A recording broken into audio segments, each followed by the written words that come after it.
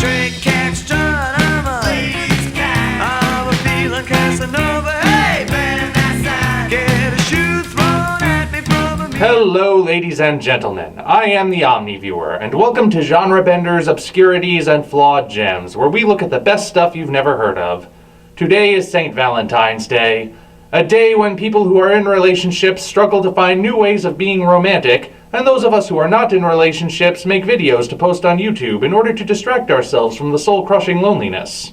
But enough about my personal life. Today we are looking at a rather obscure animated romance movie entitled Gay Purr-ee.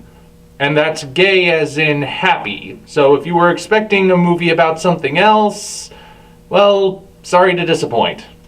It's the gay 90s. Again, not in that way. In the town of Provence, France. Here we meet our protagonist, the adorable house cat named Musette. She is happy with her country life and her boyfriend Jean-Tom. That is, until she overhears the humans talking about the glamour of Paris. Suddenly deciding she's too good for this crappy farm, she hightails it to Paris to live like the sophisticated lady she now thinks herself to be. It's no surprise then when she's duped by Maurice, a scheming con man who will happily exploit his fellow felines for the right price. He drops Musette off with Madame Henrietta Rubenschott under the auspices of grooming her into a proper Parisian lady, but in reality she's being groomed to be married off to an old geezer of a cat in America. Will Jean-Tom and his kitten sidekick Robespierre be able to find Musette in the City of Lights and save her from this fate? Gay Purr-ee is distinct in film history for being the only animated role ever played by Judy Garland, who voices Musette, as well as being the movie that got Chuck Jones fired from Warner Brothers. Basically, he produced the movie for UPA in violation of his exclusivity contract with Warner Brothers, and Warner Brothers didn't find out until they picked up the movie for distribution. It's not worth getting too deeply into here. Anyway, those distinctions aside, how is it? Personally, I say it's good. Middle of the road good. The positives and negatives balance each other out almost exactly. Let's start with the positive. First and foremost, the movie is very visually appealing. The hand-drawn animation is exactly the kind of quality one would expect from a theatrical animated film in the 60s. It's smooth, relatively error-free, and never uninteresting. The biggest thing which sets it apart, though, is the artistic style. Remember that France in the gay 90s produced quite a few impressive artists, and aspects of their work are incorporated into the backgrounds. There's even an entire montage in the middle which incorporates Musette into several well-known paintings of the time. The performances are also good, with each voice fitting the characters nicely. Judy Garland doesn't break new ground vocally, but her voice lends itself well to Musette. I am a feline. And all felines really like is champagne and champignon and Champs-Élysées. Paul Frees, a voice actor who's been in everything from the stop-motion Santa Claus is Coming to Town to the English dub for King Kong Escapes, gives a truly devilish voice to Maurice. Now then, we are going out and find Musette, or there will be 4 new violins in the world. Robert Goulet and Red Buttons work nicely off each other as Jean-Tom and Robespierre respectively. A moose! A moose! I mean a mouse!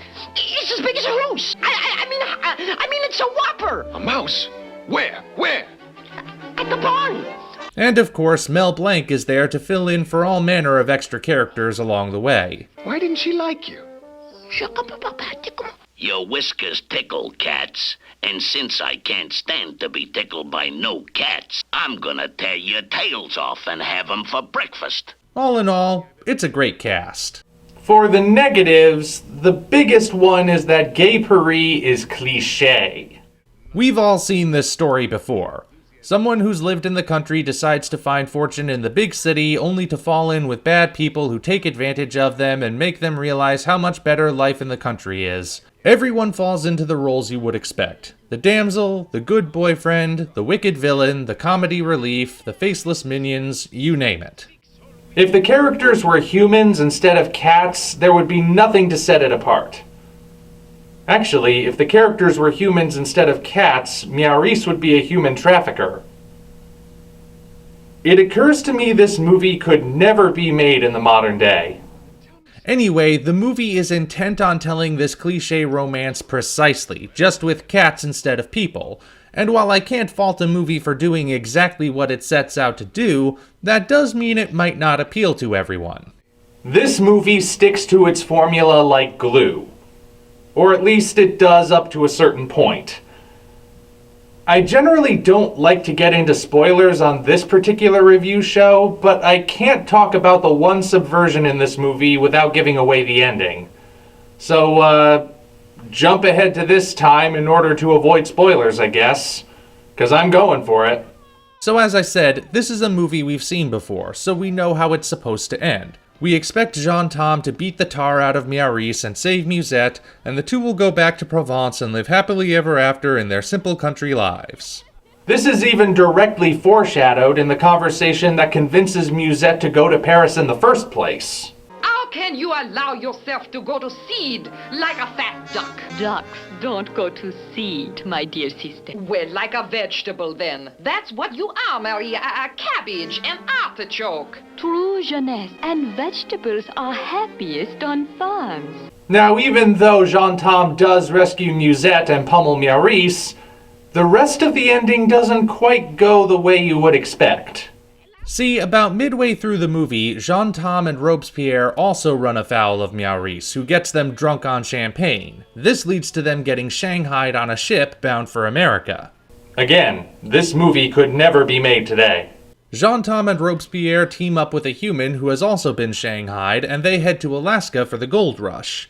Amazingly, the trio strike the mother lode when Jean-Tom chases a mouse and winds up digging up a huge gold deposit. And this has a big effect on the ending. When Jean-Tom and Musette are reunited, they stay in Paris because they're rich now. It's kind of a have your cake and eat it too ending. Musette gets herself and her loved ones in trouble by thinking she deserves to be part of the wealthy elite, and the consequence is to become part of the wealthy elite through no effort of her own. I mean, yes, she realized she wanted to be with Jean-Tom again before she knew he'd struck gold, but still. I'm not entirely sure how I feel about this ending, to be honest. It's not like it's a destructive message, but it's not a great one either. Not that it kills the movie, though. Really, it's more just unexpected. That's why I say gay Purr-ee is not for everyone. If you're looking for something with modern sensibilities or something that's bright and flashy, you probably won't get much out of it. But if you're a fan of classical animation, classical romances, or classical art, this is definitely worth tracking down and watching at least once. Maybe watch it back to back with Loving Vincent. Your choice. Until such time as we meet again, this is the Omni Viewer signing off.